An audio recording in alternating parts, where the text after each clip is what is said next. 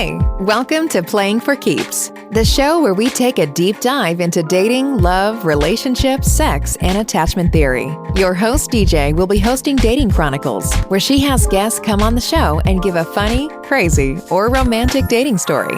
Tune in if you need a laugh, hear something romantic, or maybe hear someone else's experience to help you grow in your relationship journey.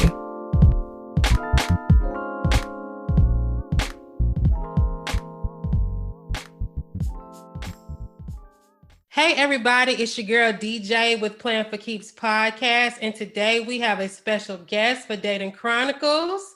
We have Candi K. She is here to give a crazy, funny, or romantic dating story. How are you today? I'm good. How are you? I'm doing pretty good. No complaints for what's today? Tuesday? I don't even know the day of the week.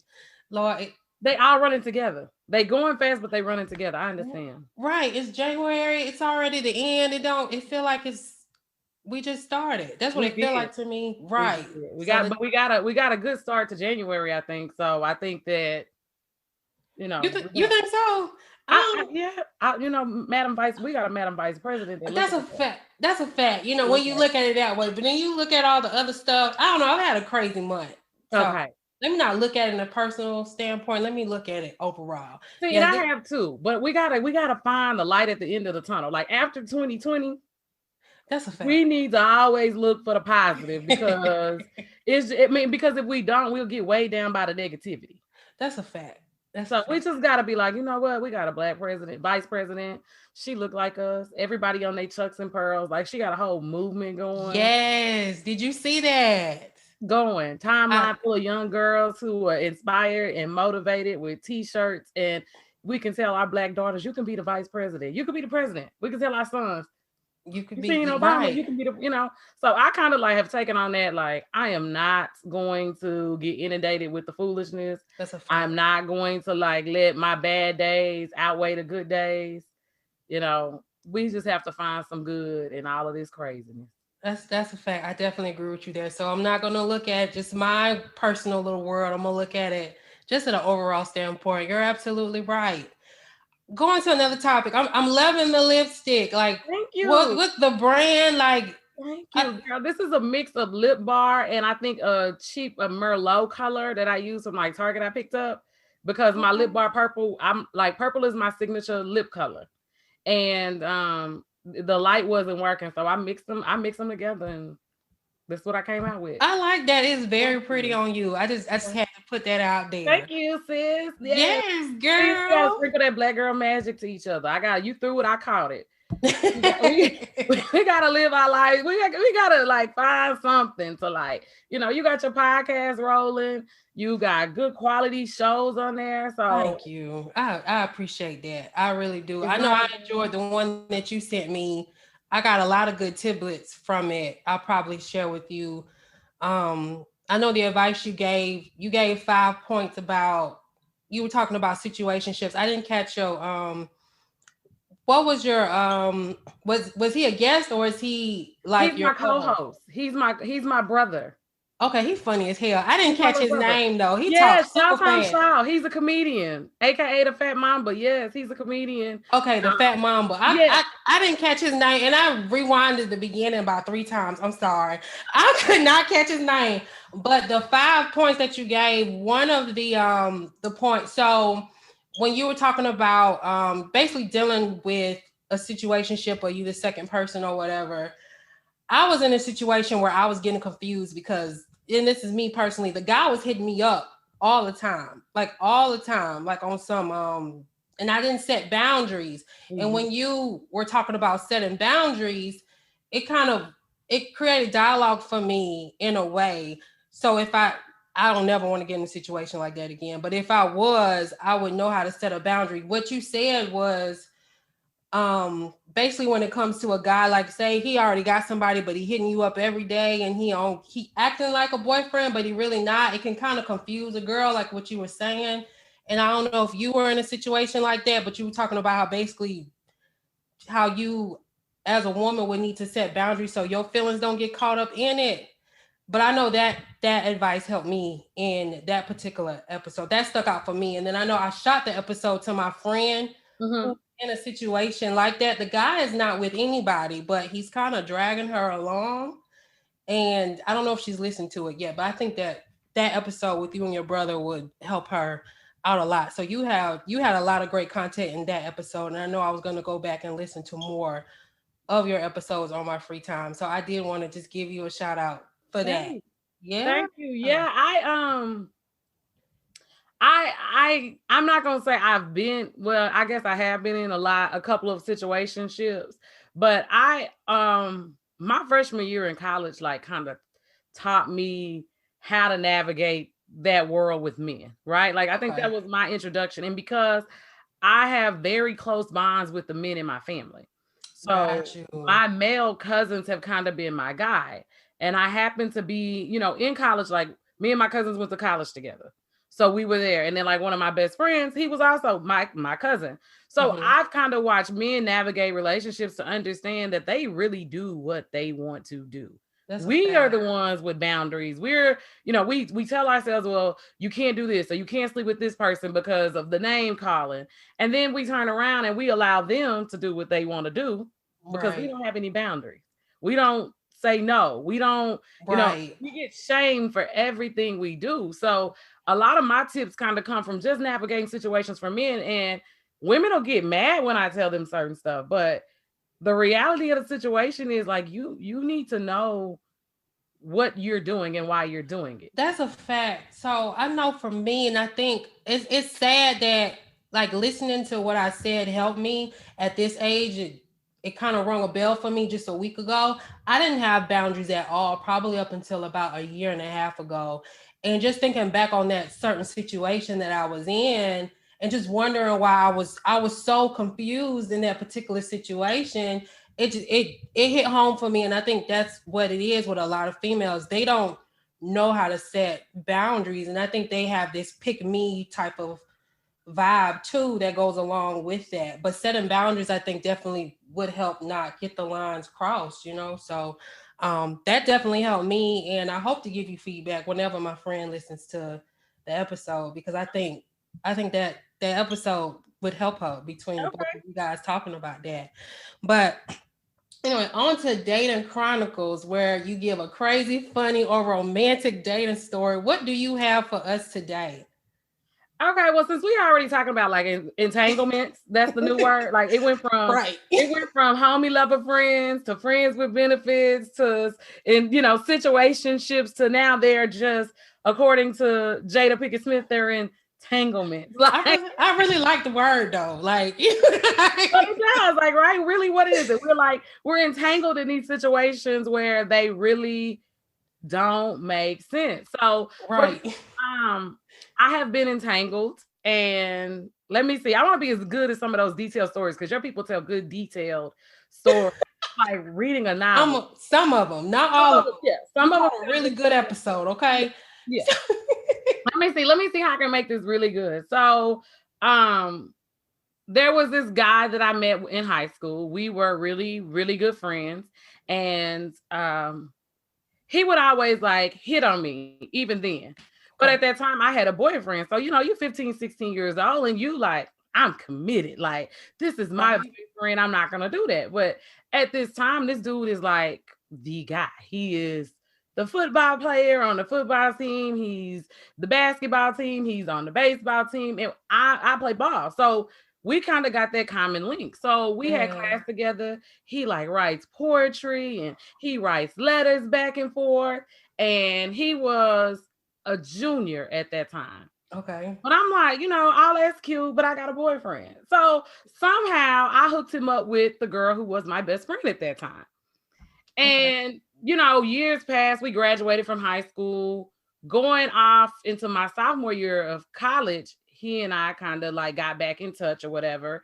And it was kind of back to the same thing. You know what I'm saying? So I had kind of like hooked them up together and we were all like best friends and the whole nine. And when I say best friends, I mean, anything that goes on, I call him. Gotcha. He comes, we all hang out together. My boyfriend at the time absolutely hated him. Hated him. Like, nah, he like you. Like, I'm not buying that. Like, yeah, I know he got a girlfriend, but she ain't really all that cute. She masculine. Like, this my God. So I'm like, nah, it ain't like that. We're just friends. You know, I failed to mention that he did want to, you know, talk to me, but you're young. You know, I'm a tomboy. I'm not thinking anything of it. So my sophomore year, going back to college, he and I like hung out. He like cleaned my car out or whatever. Like, yeah, let's hang out. We did that. And I think I had to go take a test before I went back to school. And so we hung out. He was like, I want to be with you. And I'm like, what? Like, that's trifling. Right. He was like, we grown, high school over with. I'm not with her no more. Blah, blah, blah, blah, blah. I'm like, let me think about it. So I go on back to school, like, cause I really meant like, let me think about it. I didn't play it to the side. I'm going back to school because Bay is school.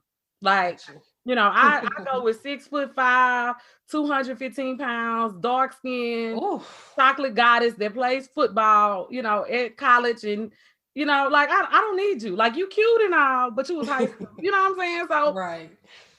And he just, I get back to school, we doing us. And mind you, Bay is how I learned how to set boundaries, because you understand when we together.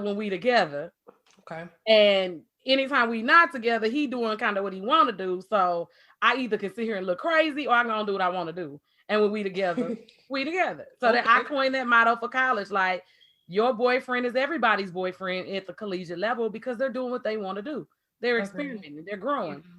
So I get back to school and he's calling like every day. He applying pressure. I'm like, listen, I ain't interested. So finally I give in. I'm like, hey, what the hell? He do what he want to do down here anyway. As soon as I turn my head, he off and running to the races, and we on, we off.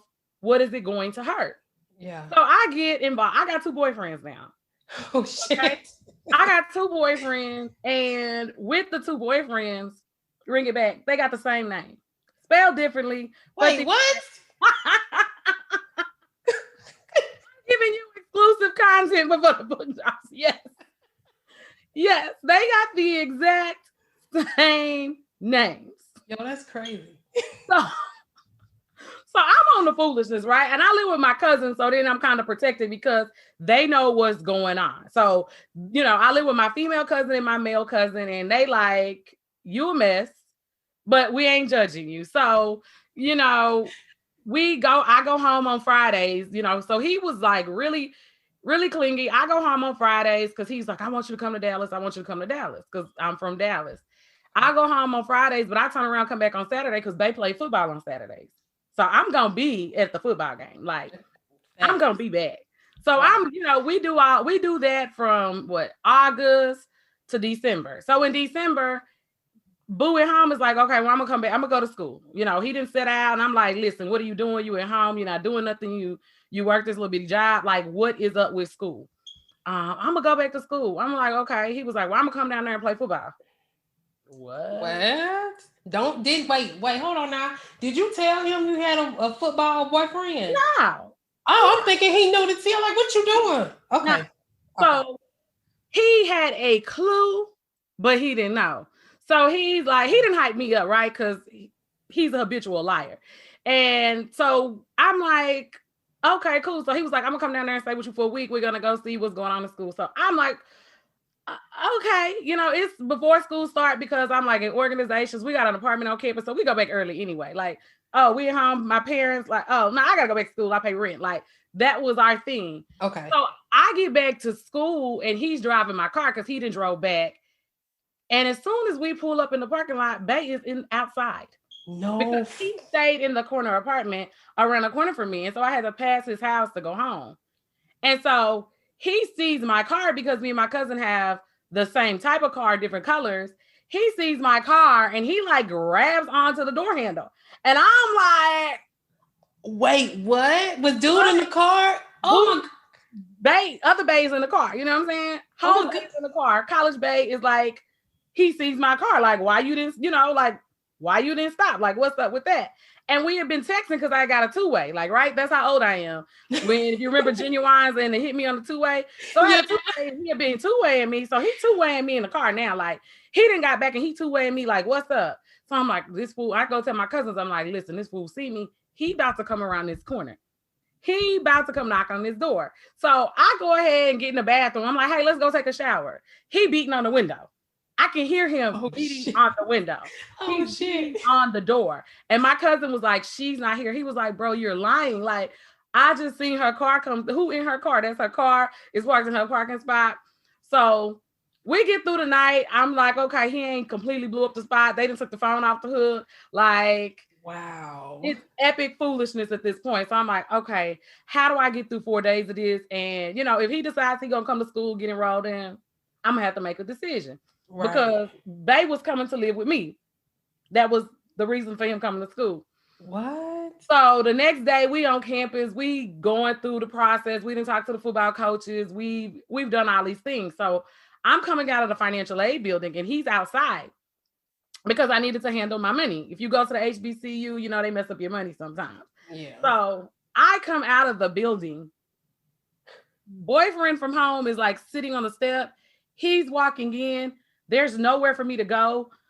Boyfriend from home opens the door for him. I'm like, what the? I just have no words. So I'm like, okay, if I don't keep walking, he gonna cut up. Like they're going to cut up. So let me just play stupid. So I keep walking with boyfriend and I go back to my house. As soon as I get back to my house, he is two-waying me. He's like, if you don't come over here now, I'm about to come over there and kick in the door. Like, you got to come answer for this. Like, shit. What is going on? So I'm like, I tell him I'm going to my homegirl house and I sneak around the corner, like, right? Because I walk. I'm like, I can't move my car. I need to walk. I walk around the corner. I go over there. He's like playing Lenny Williams. It's just like this whole dramatic mood. Oh my God. Like, what is going on? Now, mind you, I kind of owed him because he had kind of like backdoored me my freshman year with some chick, random chick. He wound up with a girlfriend. Oh. It was in my mind, I'm kind of like, well, this payback. Like, you know what I'm saying? It is what it is. So he was like, man, you know, you wrong for that, blah, blah. You know how men are like, yeah. You know, because again, we were never officially together, but we were together. Got you. And, you know, I ate that. So I was like, okay. So, oh boy, wound up not coming to school. Few months later, he calls me crying. Dallas Bay. I'm going to call him Dallas Bay. I'm going to call him College Bay. Okay. He calls me crying because I had heard, my cousin had told me that he had a baby on the way. What? That was the fat meat of the story. Yes. He had a baby on the way. So mind you, like I say, when I say we have been best friends, like this is my guy.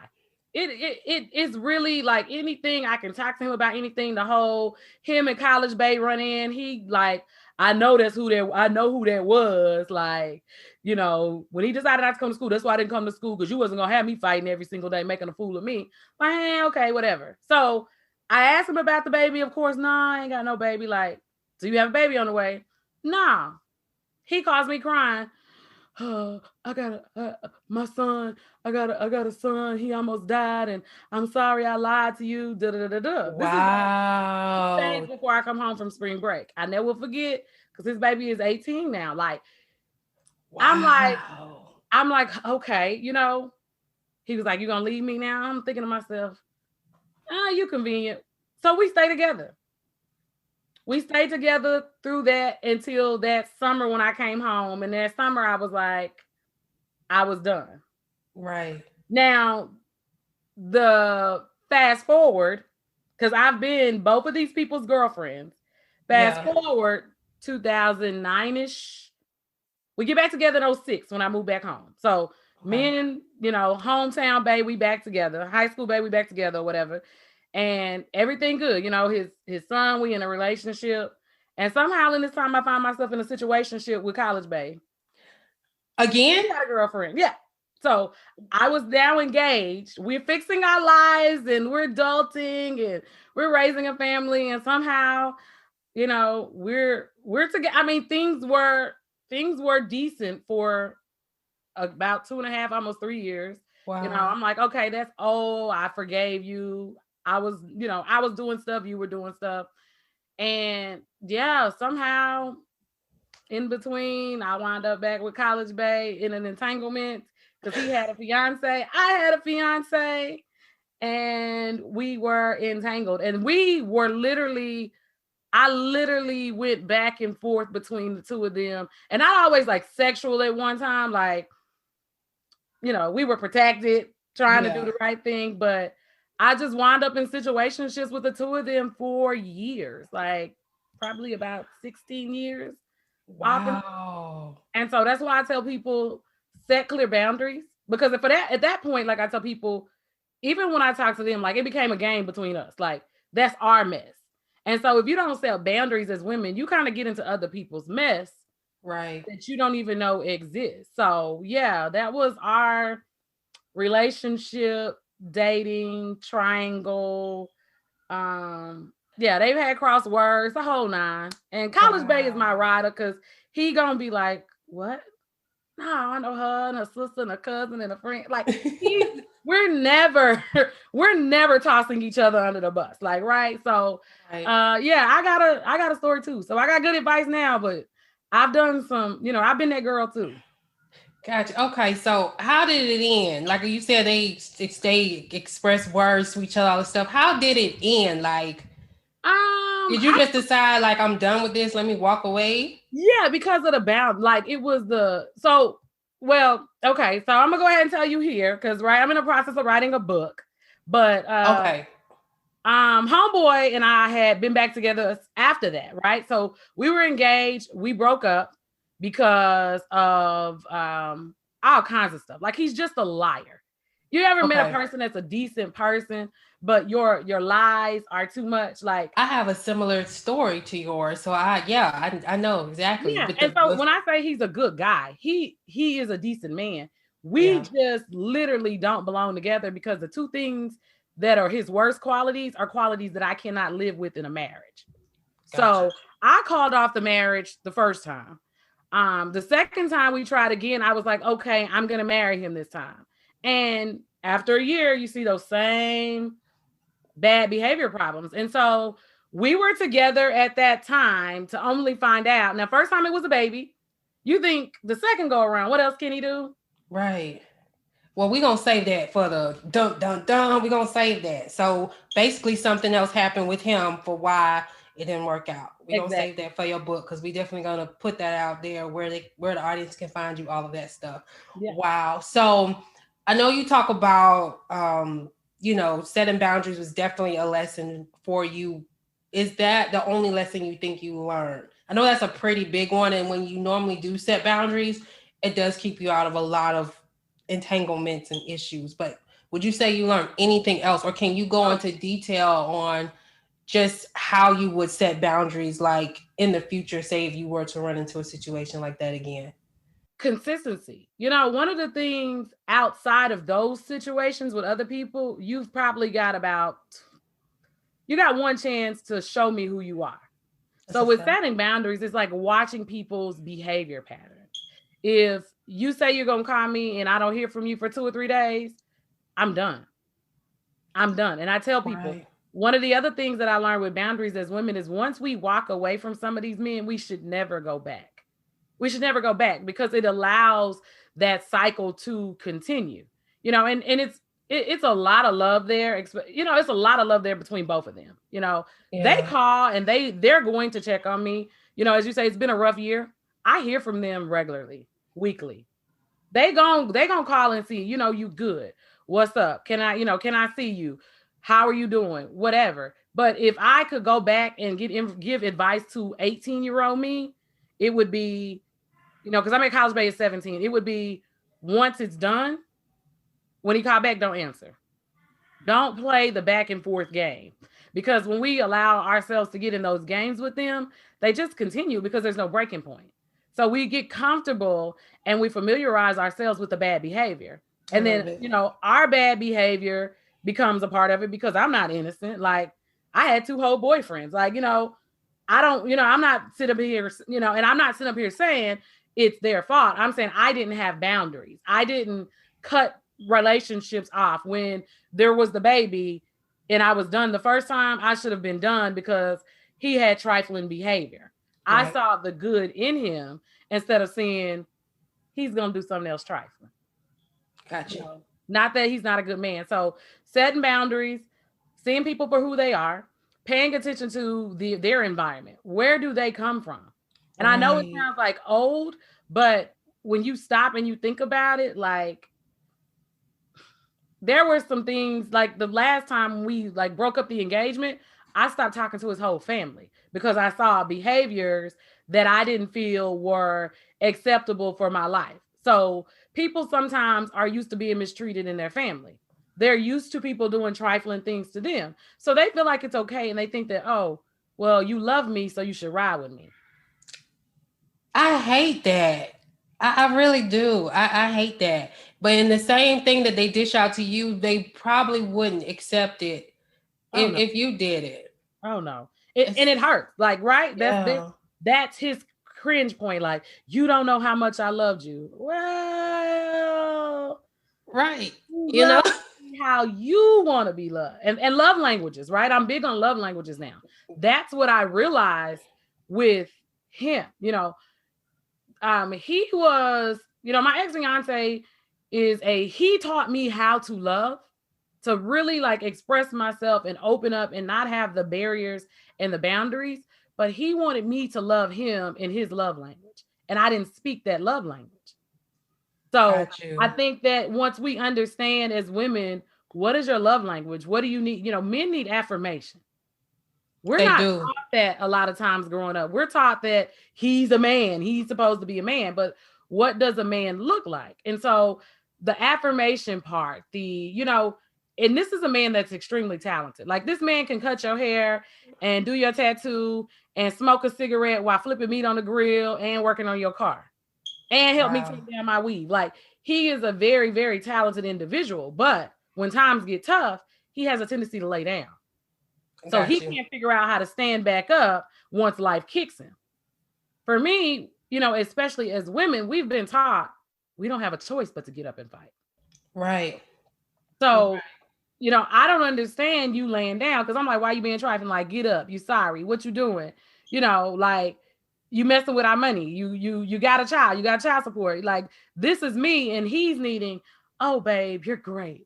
You can be amazing. Stand up on your 2 feet. I can help you. What do you need help with? So it's learning now I can be more compassionate in my current situation. Part is though, men don't even know what they need though, because of because of kind of what we were just talking about, kind of how even men are raised, like what you were just saying. They can't cry, they can't show emotion, they can't do this, they can't do that. So when they're down and out and they're distant and they're just laying there, like they don't really know what they need either. So it's a learning game for, I think, of both sides now that we have more, you know, out there. So yeah, man. It's a lot. But the conversations, I think as women, especially with the podcast format that I love, what I love is that we're being able to talk to each other from all around the world. Right.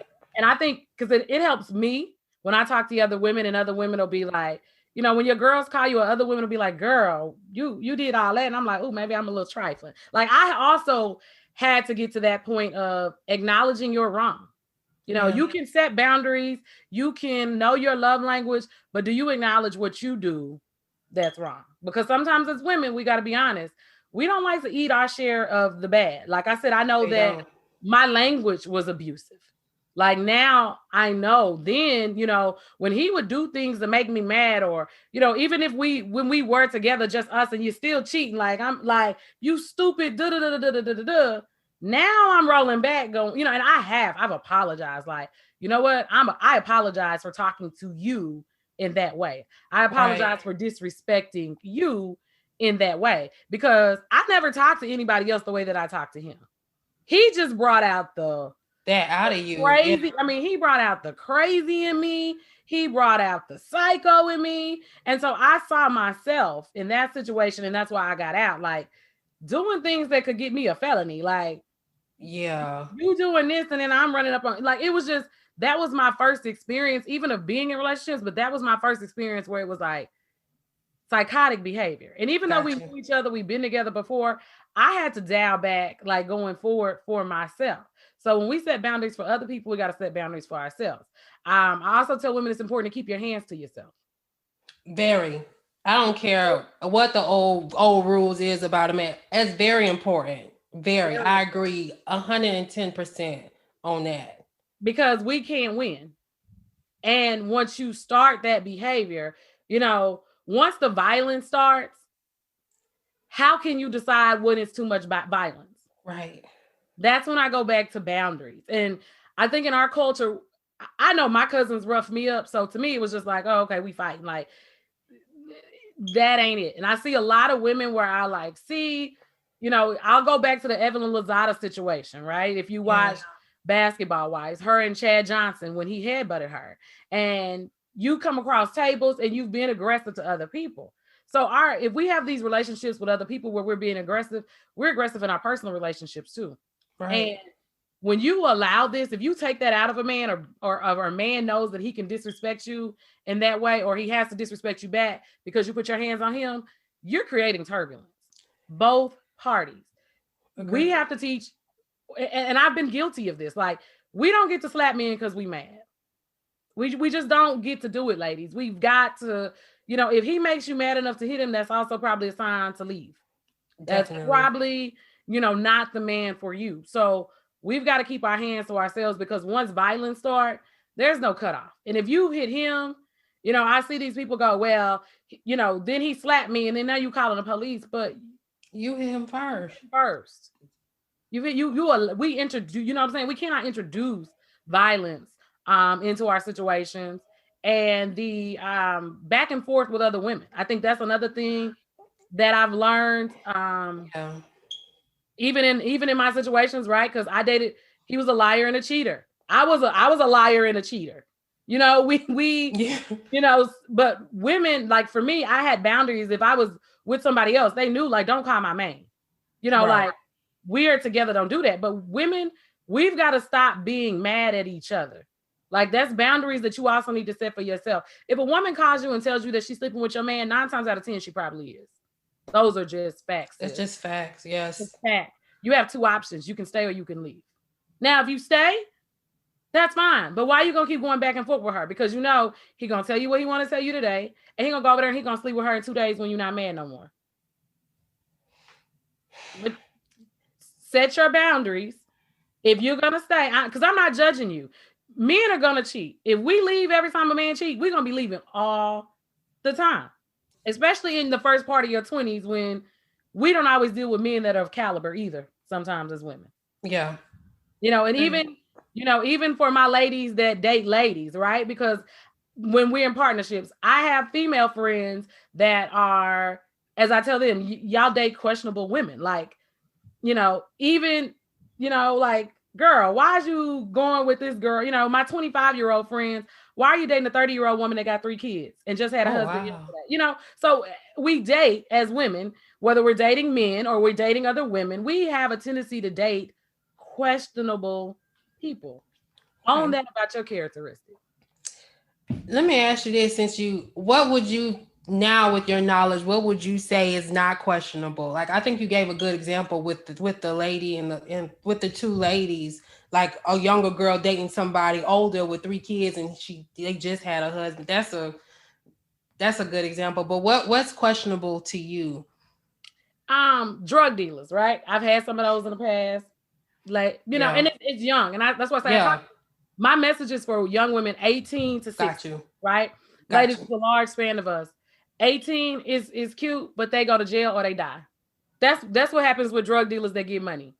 They gonna die or they gonna go to jail. There's usually, they don't walk away from the game because they get greedy and they don't get to walk away. So if he tell you he a trap boy, or you can't find him, he's indisposed at all hours of the night and not available, that's a sign. Yeah. If you can't get him on the phone at nighttime, that's a sign. If he tell you you never know where he lives, that's a big sign. You with him 6 months, you ain't met no friends, you ain't met no family, that's a sign. He takes days off and don't call you. My rule for that is, if a man goes 2 days without calling you, he's one of 2 things. He with another woman or he on drugs. He on crack. Got you. Those are signs. Like, so you don't believe a man can be too busy at all? Because if a man wants you, he's going to make contact with you. If a woman wants you, she's going to make contact with you. So whatever your situation is, for whatever, whatever you choose to dip and dabble in, they're going to make time for you. My current situation now, my boyfriend is extremely busy, in the world that he works in, but you got 5 minutes. Right. There's no reason that somebody that you guys are talking or you guys are dating, that they should go 2 days without making contact with you. Shouldn't be acceptable. Got you. Okay. Thank you for all of the tidbits of advice. Thank you for that. Now, let me ask you this. Where can the audience find you? What is your podcast name? I know you say you're writing a book, so your book's not ready yet. Is that right? It's not ready yet, but it is titled, and I'm working on that because I am working on getting the website up. But you can find me at Candi K Lynn on all social media platforms. My podcast that I am featured with my brother is called Pull Up the Podcast. We're on all platforms, so you can find us on iTunes, Google Play, Amazon. We're there. We're also on radio. So we do dfwiradio.com on Mondays. So if you want to catch us live, you can catch us there. And like I said, you can find me on Twitter. I'm on Facebook. We are Shawtime Media on Instagram and Twitter. My brother and I. So I have the 2 pages. You can always find me and reach me, ask me questions, and send me an email. You go to my IG page, you can hit the email button, and I respond. That is dope. Thank you for all of that. All of those links will be in the show notes. I want to thank you, Candi, for coming on. Thank you for having me. It's been fun. Awesome. Well, I guess until next time. Bye. Thank you for tuning in to today's show. If you liked this podcast, please download and subscribe. If there's anything you would like to talk about in regards to relationships, or would like to be a guest on the show to speak on relationships or get advice, you can always connect via social media at Playing for Keeps, or email DJ at info@p4kdating.com. Thank you for tuning in, and bye for now.